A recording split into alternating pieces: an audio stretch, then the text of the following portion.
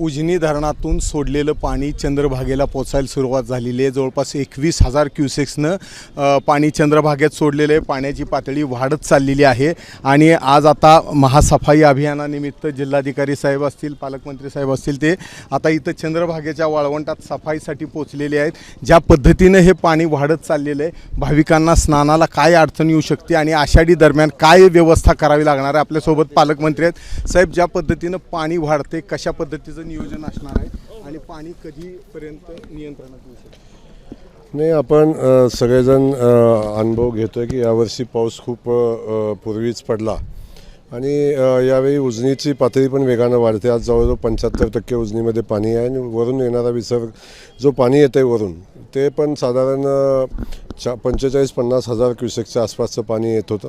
काही थोडं प्रमाणात कमी झालं आहे 2 दिवसात, पण तो उरमोडी जवळ आपलं उजनी जवळजवळ आता 75% भरलेलं आहे। तेव्हा आपण पाण्याची व्यवस्था अगोदरच करतो, कारण वारी आलेली आहे आणि चंद्रभागेमध्ये जे पाण्याची पातळी आहे ते आज आपण बघताय खूप वाढलेलं पाणी आहे। कारण आपण धरणामध्ये पाण्यासाठी साठा होण्यासाठी उपलब्धता असली पाहिजे, म्हणून आपण आत्ताच पाणी सोडतोय। वारीच्या कालखंडामध्ये जरी पाऊस पडला तरी धरणाची क्षमता असली पाहिजे, पडलेल्या पावसाचं पाणी साठवण्याची तेवढी क्षमता आपण ठेवतोय।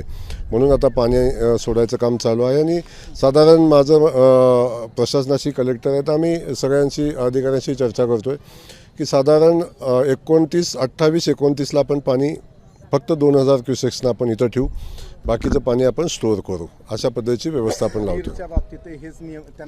नाही, वीरलाही आत्ता पाणी आपण सोडायला लावलं, कारण वीरची कॅपॅसिटी खूप छोटी आहे, त्यामुळे लगेच ओव्हरफ्लो होतं आणि पाणी वीरमधनं पाणी वाहतं। ते 2000 क्युसेक्सनं आत्ताही पाणी चालू आहे आणि त्यामुळं एक होईल की आत्ताच आपण ते पाणी सोडलं तर ऐनवेळी पडलेला पाऊस जो धरणामध्ये साठवायची क्षमता असली पाहिजे एवढं पाणी आपण ठेवतो।